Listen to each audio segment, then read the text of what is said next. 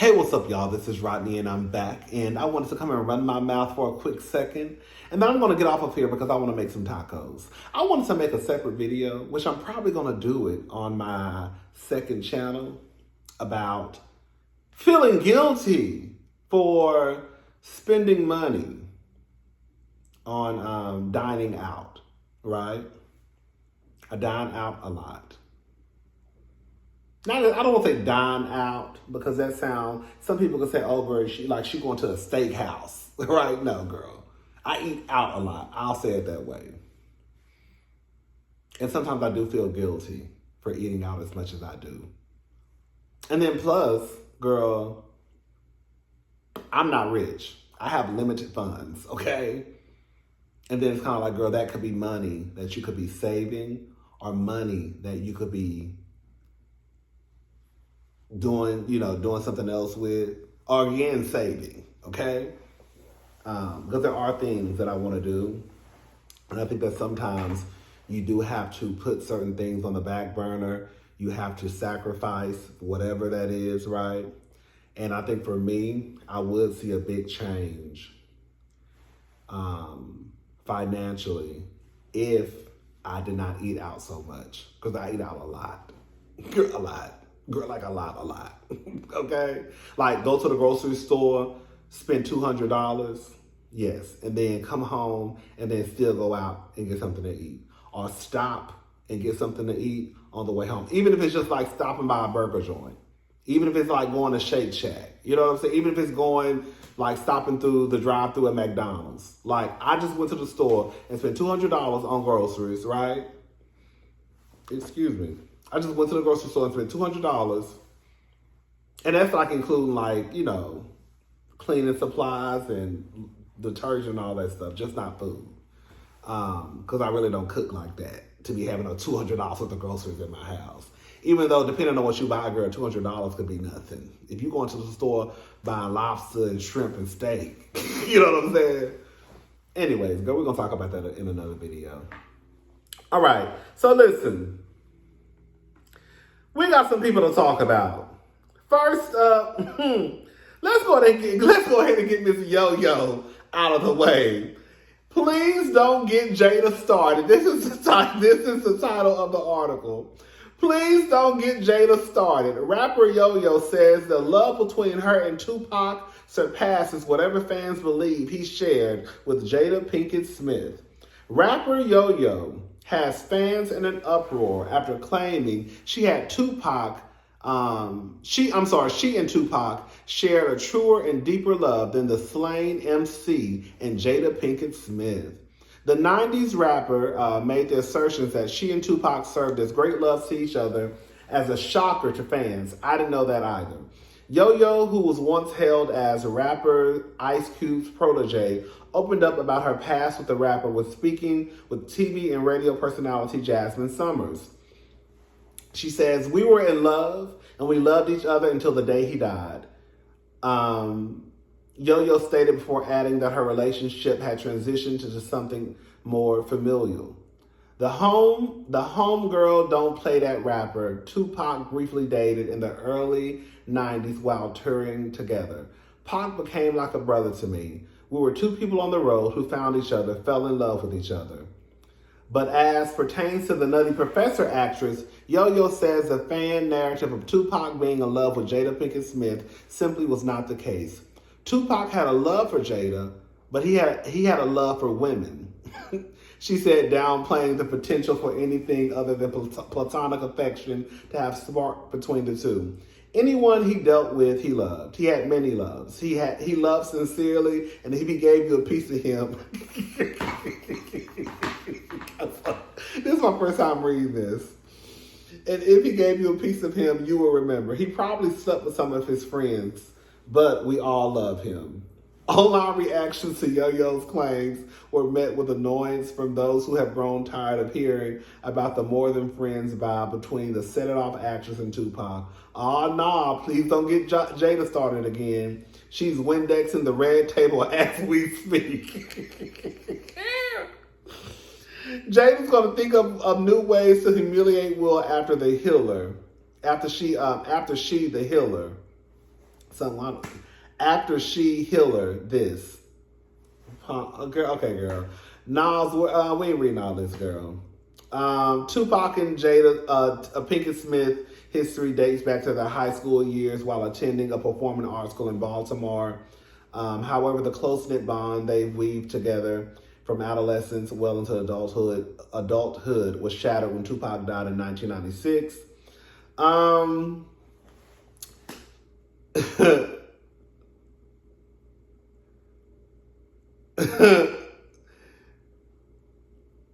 The actress fond remembrance of Tupac has always fueled criticism among those who have sympathized with her husband of 2 decades, Will Smith.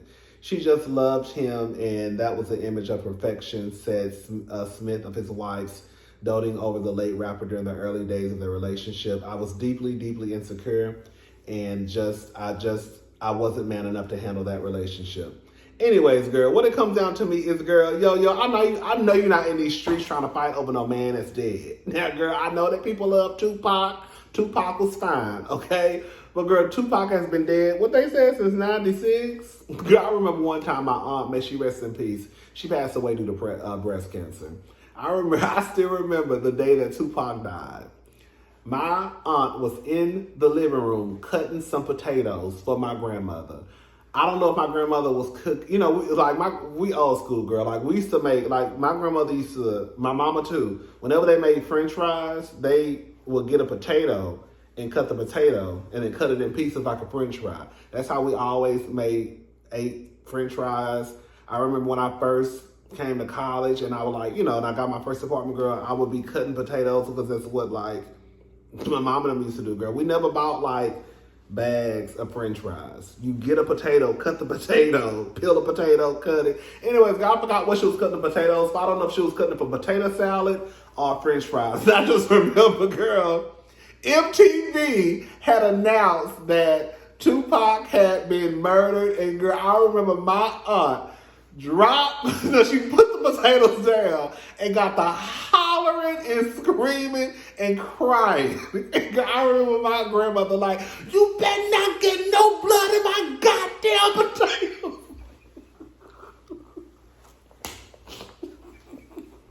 That's all I remember, girl. I remember my grandmother making sure that she better not cut herself and get no blood in no goddamn potatoes. I remember my aunt was crying boots. I didn't know a lot about Tupac, right? But I just remember I just still remember that to this day. Anyways, girl, girl, let it go, girl. Tupac is dead, girl. The simple thing, you out here trying to argue over who he loved the most, and girl, quiet as kept, you just let us know, girl, that he was screwing some of everybody, right? But you want to sit here and fuss over a man who was screwing you, and then probably some of his friends too. Anyways, girl. DJ Envy. All right. So there's this show called Selling Tampa. Some of you probably noticed that I reviewed this show. We'll get into that in a little bit. It was a show, it's a show that's on Netflix. It's only 8 episodes. The average length of an episode is probably 30 minutes. I thought it was a good series. I think they're coming back for season 2. It's basically about a black real estate firm located in Tampa, Florida. It's 8 black women. I think the brokerage is owned by Sherelle. I don't know her last name. She just had a baby with Chad Ochocinco Wanted Me, okay? One of the complaints from me and from a few other people were that we thought that they did not sell enough homes. Even in my reviewing of the show, I tried to make sure that I didn't go too hard or too left. You know what I'm saying? Because I did realize that this is probably the first show, for what I know about, with a full cast of black women, showing them trying to sell these high luxury $1 million homes. So I didn't want to be like, girl this and girl that and girl that, but I'm not going to sit here and lie and, not point out what I see. I'm just not going to go in too hard. Okay? So DJ Envy posted this. The same person created both these shows, and he put a picture of Selling Tampa, and there's also a show called Selling Sunset. Selling Sunset is in its 4th season, from what I understand. This is Selling Tampa's 1st season. One show sold no homes. None. Kind of embarrassing. The other show sells homes. Anybody else watches these shows?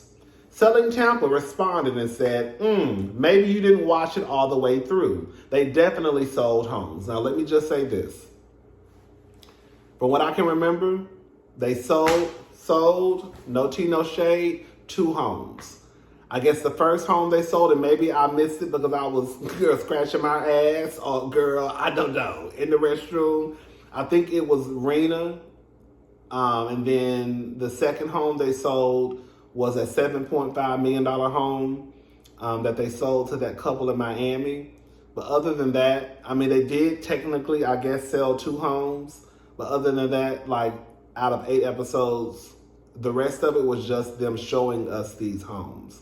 One of the issues that I had, I felt, and like I told y'all, I probably could have been wrong, because I am wrong sometimes.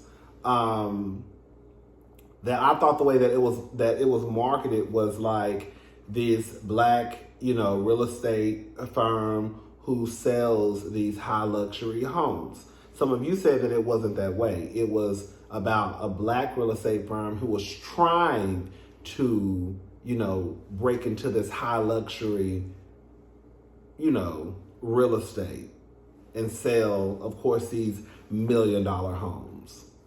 If that's the case, then I can understand it. I can understand how they probably only sold 2 homes, because they're trying to. They sell homes, from what I also understand from what y'all told me in the comment section, is that they sell homes. They just were not selling homes at that price point. And that's where they were trying to get to. So the homes that they did sell, they probably were not at the price point where they wanted to show, hey, look at this $1.5 million home. Look at this $1 million home. Basically, they probably hadn't sold a home that was $1 million plus. You know what I'm saying? Because when you start talking about a house being $1 million plus, it's like, oh. So, anyways, one of the castmates, Colony, she responds and says, "Thank you at DJ Embry for posting our show. I hope you were Colony bad." And said, first of all, really and truly, there's not an unattractive woman on the cast. Thank you at DJ Envy for posting our show. I hope you watched it on your own. If you did, you will see some homes were sold. Not some, girl. Okay? Keep in mind that this is only season 1, and there's only so much that we can post, that we can put into 30 minutes and 8 episodes. I encourage you all to support us and watch our show for yourselves before making an assumption. I love you at DJ Envy. He responded, "I'm 6 episodes in, not about y'all. I love the fact y'all have an all-black real estate firm. It's dope to me. But show my sisters like y'all show Sunset, that's all. I just don't like the fact that producers don't show y'all in that light." And I can understand that, because the truth is, you don't want we're gonna critique everything. But I think one of the things that they shouldn't have to be critiqued about is them showing these homes. But again, if the show was presented to us where they are trying to break into this high-end real estate market, I think that at that point, then it would be understandable that they probably only sold 2 homes. You see what I'm saying? Anyways. Then some of the other cast members started to respond.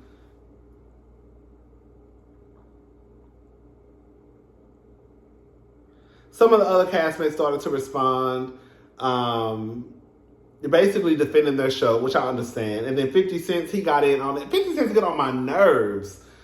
They ain't selling nothing, LOL. And then one of the girls, Carla, said, since we ain't selling no houses and you got all the money, how about you come up to Tampa Bay? Okay? Period. Since you got all the money, and girl, you talking about we not selling nothing, how about you come up here so we can buy something from you? How about that? Yeah. And then one of the other girls said, I agree. Let us sell you a home. Support a black-owned brokerage breaking into the world of luxury real estate. So again, I'm not gonna. This is my last time repeating it. If that is the case, if they're trying to break into this high luxury real estate, then that's one thing. But again, I thought that the way I thought I was hearing stuff was like, oh girl, we sell these high end real estate homes, and it's like, girl, y'all only sold 2 quarters and kept. This is what I think. I think that while we should be honest about the things that we watch, we shouldn't have to lie. Don't lie. But I think that sometimes we are probably a little too hard, especially on our own people. And the truth of the matter is, like, black people are not presented with the same options as white folk.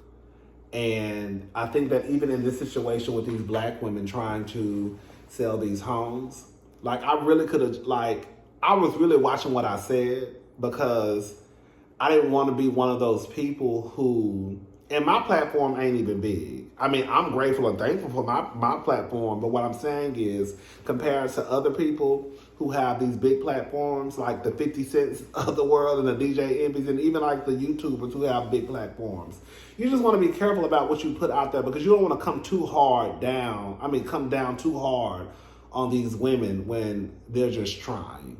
You know what I'm saying? Like, it's one thing for you to just call out what you see. It's kind of like, it's not what you say, it's how you say it. I don't know. I've told y'all before that I don't mind being honest. That's why I'm here, to give my honest opinion about certain situations.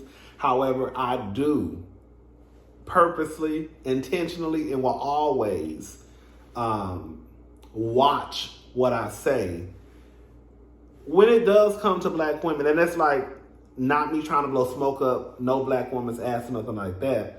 But I have been friends with black girls when I was a little black girl. No, for real. When I was a little black boy, like, the only people who really would like allow me in their circles would be the other black girls, right? The black boys that want to play, especially like when you start to get like in middle school and high school, and they start calling you gay and stuff. The boys not trying to play with you. So most gay boys, especially those who got picked on, okay, who really had effeminate ways, the only people that would allow you in their circle would be the black girls. So I've always had like somewhat of a connection and somewhat of a respect and like a loyalty to like black women, because those are the only people that really allowed me into their circle. And even to this day, most of my supporters are black women. So I'm never going to get on here and be like, bitch. Well, I will say bitch. Okay, now I'm about to lie. I would never get on here and just like go in too hard. You know what I'm saying? I'm going to be honest, but I'm just not going to be like, like, no. Because it's like, you really have to put your actions into play. So when you do see these, I know I'm going on a whole rant. When you do see these people who are like, oh, like those guys from Fresh and Fit, I don't have a problem with black women. That's my preference. My body is a black woman. Bitch, you full of shit. Like, you have to put your money where your mouth is, right? A lot of some of these, they think it's cool, and you get traction when you get on here and you say shit that's sideways out of your neck, girl. And it's like, girl, is that really how you want to go down?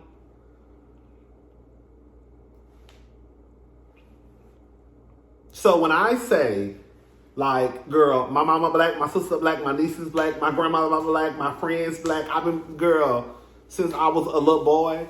That's why I feel like I can never go in too hard on the black girls. You know what I'm saying? Now, if you Portia, that bitch, I heard accusing people. Okay? Now, when you her, it's different. Because now her, she don't care about nobody. She'll go out and tell the people that a couple was about to take her back to their sex dungeon. Right? Could have had that woman and her husband locked up. Talking about they was about to steal your pussy, bitch. No, but for real. So yeah, it's just like, girl, it's one thing for us to like acknowledge what we see and call it out, but it's kind of like, okay, girl, just let it go. You know what I'm saying? And like, when you got 50 Cent, like, they ain't selling nothing, like, girl, shut up. Niggas made me sick. Anyways, Robert De Niro accusing former assistant of stealing more than 7 million Sky Miles and using business credit cards on food, dog sitting, and Pilates classes. This is according to the Baller Alert. Robert De Niro accusing former assistant, oh girl, I just said that. According to recent documents, Robert De Niro claims his ex-assistant exploited his frequent flyer miles worth $300,000, transferred over 4 million miles to her personal account. Girl, that's a lot. Girl, where was you going? Okay? De Niro, 78, is using hashtag Graham Chase Robinson is suing. De Niro, 78, is suing hashtag Graham Chase Robinson for $6 million, alleging that while working for his business, Canal Productions, she helped herself to a 4-year spending spree. In her own legal action, Robinson claims De Niro assaulted her verbally, made sexually charged comments, and made unwanted physical contact with her. She is now seeking $12 million in damages. Recent court documents obtained by Radar Online include a letter from De Niro's lawyer, to his former employee in 2019, who moved from personal assistant to vice president of production and finance. The letter states, "I was asked to respond to your recent emails addressed to Bob. Please note that Bob does not wish to communicate with you. As such, please direct correspondence regarding this matter to me." Further accusations allege that Robinson used the American Express business card to purchase food, Uber rides, dog sitting, groceries, cameras, iPhones, Pilates. baby, mama didn't pay for nothing. Pilates lessons, dry cleaning, and flowers, girl, in addition to helping herself to petty cash. But this is a mess, girl. I can believe Robert De Niro did that. I'm sorry. Like, I never put nothing past these men. I'm sorry. I don't. And I know I'm a man, but I never put nothing past. When you hear these stories about these men out here, sexually assaulted and all that stuff, but then it's kind of like, I also have to acknowledge that, girl, low key, I won't be surprised, girl, if I'm gonna be honest. I wouldn't be surprised, girl, if something was going on.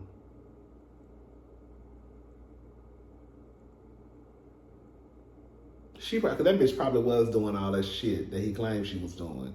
But he was also probably making unwanted advances at her too. Both things can exist at the same time. I don't know, child. I just want to put the story out there. Y'all let me know what y'all think. I'm about to go ahead and make these tacos. I'll talk to y'all later. Bye.